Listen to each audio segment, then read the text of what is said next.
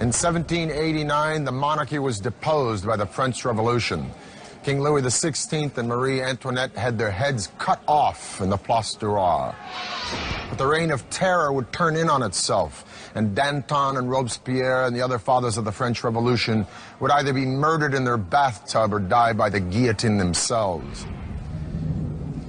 And out of this chaos would come a young, brilliant general from Corsica who would lead France into a new era of empire.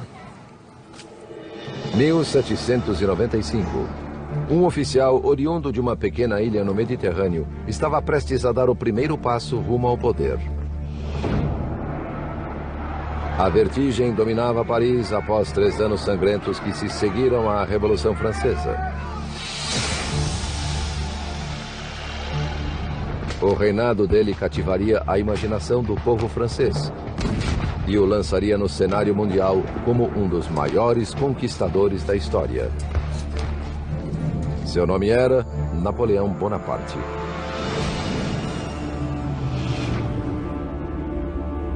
Napoleon was a force of nature. Audacity was his middle name. Napoleon imposed himself upon Europe with such force that he goes down in the annals with Caesar and few others. A ascensão de Napoleão foi meteórica. De comandante do exército do interior a general das forças na Itália em apenas um ano. In 1796, Austria attacked French troops in Italy, and Napoleon took a disaffected and undernourished army and turned it into a veritable force. He beat Austria in battle after battle, eating up most of northern Italy, finally even bringing that serene Republic of Venice to its knees. When Napoleon returned to Paris, he was a star, and then he started to take over. But believe me, after 10 years of the blood and guts of the French Revolution, the people of Paris and France were ready to say, "Praise the Lord." In 1804, Napoleon was crowned Emperor at Notre Dame. It is said there's a preparatory drawing of Jacques-Louis David of the event where Napoleon's taking the crown from the Pope and crowning himself. He also turned to his brother and said, "If Daddy could only see us now." Now, with his astounding ego, it's interesting that Napoleon was averse to creating monuments to himself, but he created one, 70,000 tons of stone in the shape of an arch, modeled on the Arch of Titus in the Forum of Rome. It would be called the Arc de Triomphe.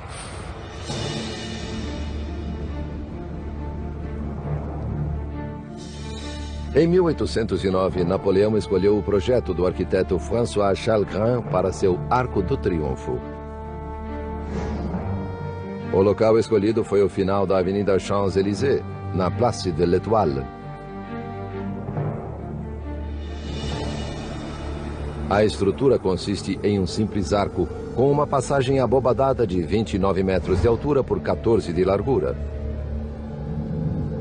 No total, o arco mede 49 metros de altura por 44 de largura, 2 vezes maior que sua inspiração em Roma. Na base dos pilares do arco existem 4 enormes altos relevos, celebrando as guerras revolucionárias e napoleônicas.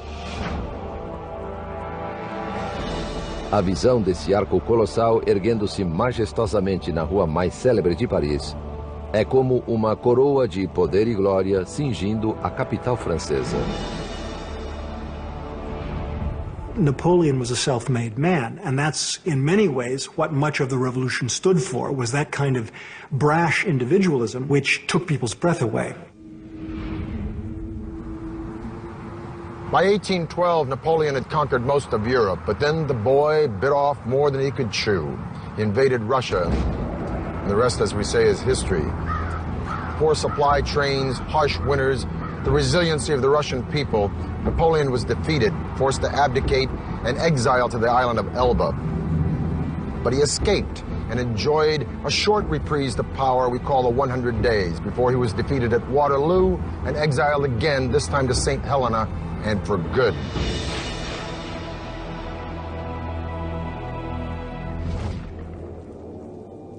Perhaps in respect and awe that the French felt for Napoleon, they continued the work on the Arc de Triomphe until it was finished in 1836. And the Arc de Triomphe would stand as the emblem of France until a wiry, bizarre skeleton of a building made out of iron would change the idea of an urban skyline forever. O Arco do Triunfo seria o símbolo de Paris por mais 50 anos, até ser superado por uma torre que cativou a imaginação do mundo. Em 1889, Paris construiria um dos monumentos mais memoráveis e arrojados da Terra, a Torre Eiffel. Nos anos que sucederam a queda de Napoleão, a França suportou 3 revoluções sangrentas em seu tumultuado afastamento de reis e imperadores rumo à democracia. A década de 1880 marcou o zênite do Império Francês, uma superpotência colonial que cobria 1/3 da África, a Indochina e boa parte do Caribe. A Exibição Internacional de Paris, em 1889, foi idealizada para comemorar o centenário da Revolução e estabelecer uma nova era de poder e glória para a França. O governo francês escolheu um grande chamariz para a exposição, uma torre épica de 300 metros, símbolo arrojado de otimismo e autoconfiança. The Minister of Commerce, Edouard Lacroix, saw it as a symbol of progress, where he said humanity gravitates endlessly upward. Um concurso de projetos avaliou 100 propostas, incluindo a da empresa de engenharia de Gustave Eiffel. Desde a década de 1830, engenheiros tentavam construir uma torre semelhante sem sucesso. A reputação internacional de Eiffel como excelente construtor de enormes pontes e estruturas colossais, bem como seu desenho elegante para a torre, garantiram a sua vitória. Mas a torre não agradou todo mundo. Assim que seus planos foram divulgados, houve clamor por parte de artistas e intelectuais parisienses. It was claimed that it was ugly, it was industrial, it was useless. It was a travesty to the Parisian landscape, which contained all sorts of wonderful classical structures. Today we take the Eiffel Tower for granted, but if you think about it in its time, this thing was pretty bizarre. Gustave Eiffel was about to transform the concept and appearance not only of a civil structure, but an entire city's skyline. This thing was going to be the forerunner of the skyscraper, and a lot of folks in Paris didn't dig it. Just like 100 years later, they didn't particularly like the pyramid from IMP in front of the Louvre.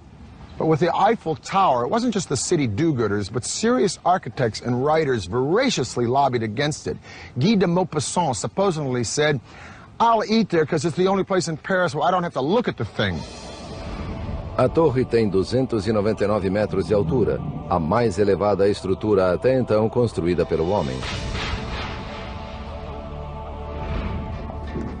Em janeiro de 1887, Eiffel deitou as fundações no Champ de Mars e na margem esquerda do Sena, e encontrou seu primeiro problema.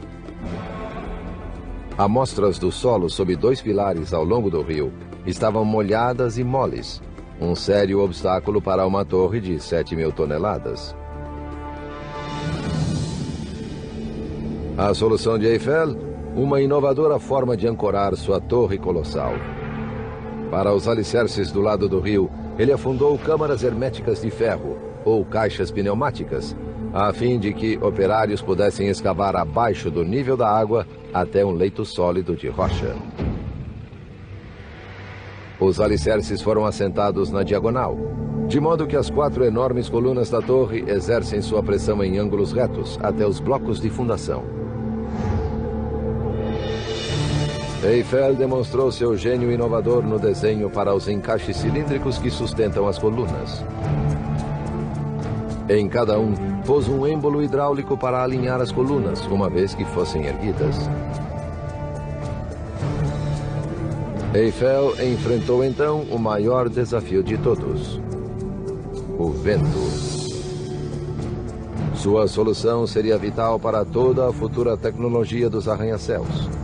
Todos os grandes nomes da arquitetura no século XX seguiriam seus passos. Eiffel era uma autoridade em aerodinâmica de vastas estruturas. Mas mesmo ele estava construindo rumo ao desconhecido. Utilizou uma série de pilares com treliças precisamente calculadas, com beiradas recurvas, para mitigar os efeitos do vento. Projetou a torre de modo que nunca oscilasse mais que 10 a 12 centímetros na mais forte ventania.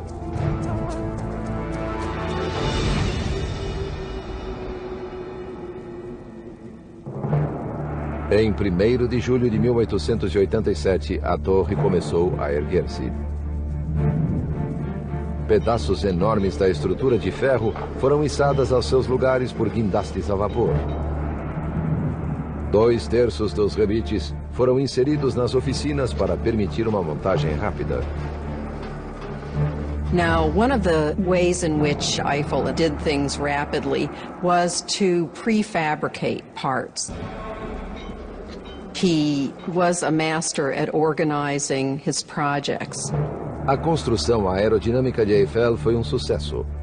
Em contraste com as décadas despendidas na construção de grandes monumentos anteriores, ou os quase 2 séculos para edificar Notre-Dame, a Torre Eiffel foi construída em apenas 22 meses, com somente 300 metalúrgicos.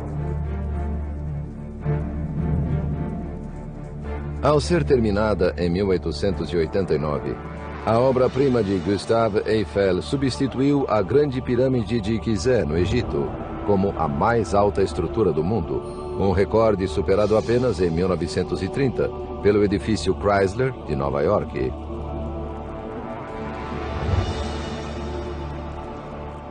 What's wonderful about the Eiffel Tower is that it so horrified the French for the first few years after it was built. It reflected French technological modernity, architectural audacity that did not lay well with some of the traditional elites. And today, it's now regarded as simply beautiful. On June the 21st, 1889, the Eiffel Tower was open to the world. Gustave Eiffel conducted personally guided tours for many celebrities and royals, including Buffalo Bill, the Shah of Persia, the King of Siam, the Prince of Wales, even Thomas Edison. Young women bought dresses called Eiffel climbers. The tower was the hit of the exposition, attracting almost 2 million people.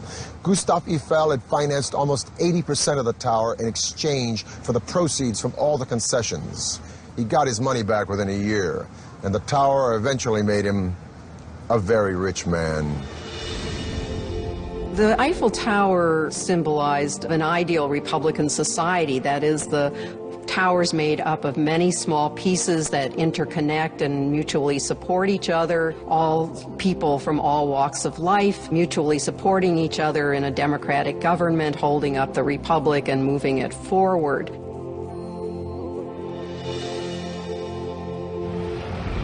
In spite of the cranky cab drivers of Paris, I love this town and I love France.